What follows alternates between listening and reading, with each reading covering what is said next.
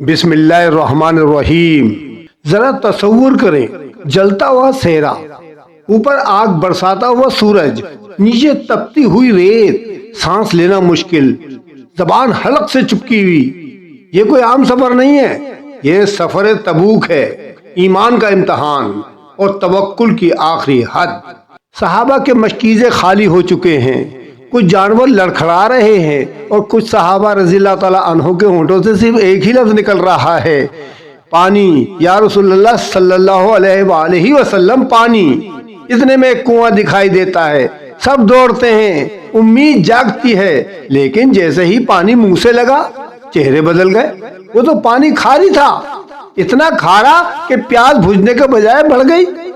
صحابہ رضی اللہ تعالیٰ عنہ اور حضور صلی اللہ علیہ وسلم کی خدمت میں حاضر ہوتے ہیں اور عرض کرتے ہیں، یا رسول اللہ صلی اللہ علیہ وآلہ وسلم، کنواں تو موجود ہے مگر پانی میٹھا نہیں ہے، پیاس جان لے رہی ہے۔ یہ وہ لمحہ تھا جب صحرا بھی دم ساتھ لیتا ہے اور آسمان بھی جھک کر دیکھنے لگتا ہے۔ حضور اکرم صلی اللہ علیہ وسلم اٹھتے ہیں، قدموں میں وقار، چہرے پر سکون، کوئی بے چینی نہیں، کیونکہ جس کا رب اللہ ہو وہ کبھی بے بس نہیں ہوتا۔ آپ صلی اللہ علیہ وسلم کنویں کے کنارے تشریف لاتے ہیں، صحابہ خاموش، ہوا بھی رک سی گئی۔ حضور اکرم صلی اللہ علیہ وسلم نے اپنے دہن مبارک میں پانی لیا اور کلی فرما دیا، پھر وہ پانی اسی کنویں میں ڈال دیا۔ نہ کوئی طویل دعا، نہ کوئی ہاتھوں کا اٹھنا، صرف نبی صلی اللہ علیہ وسلم کی برکت، اور پھر اچانک کنویں سے پانی نکالا گیا۔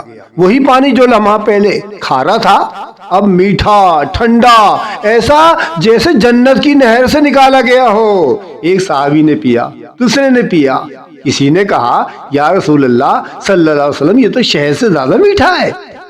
صحابہ نے وضو کیا، مشکیزیں بھرے، جانوروں کو پلایا، پانی کم نہ ہوا۔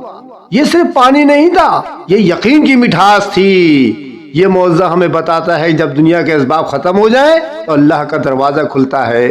نبی اکرم صلی اللہ علیہ وسلم کی ذات سراپا رحمت ہے، کھارا دل بھی نبی صلی اللہ علیہ وسلم کی نسبت سے میٹھا ہو سکتا ہے۔ اے سننے والے، کیا تیرے حالات کھارے نہیں ہیں؟ کیا تیرے آنسو تلخ نہیں ہیں؟ یاد رکھ، اگر تو نبی صلی اللہ علیہ وسلم کا دامن تھام لے تو تیرا دکھ بھی میٹھا ہو جائے گا۔ اے اللہ، ہمیں اس نبی صلی اللہ علیہ وسلم کا امتی بنایا۔ لاکھ لاکھ شکر ہے تیرا، جن کے لاب سے پانی میٹھا ہو گیا۔ اے اللہ، جس طرح تو نے صحرا میں پانی دیا، ہمیں قیامت کے دن نبی کریم صلی اللہ علیہ وسلم کے ہاتھوں حوض کوثر نصیب فرما۔ آمین یا رب العالمین۔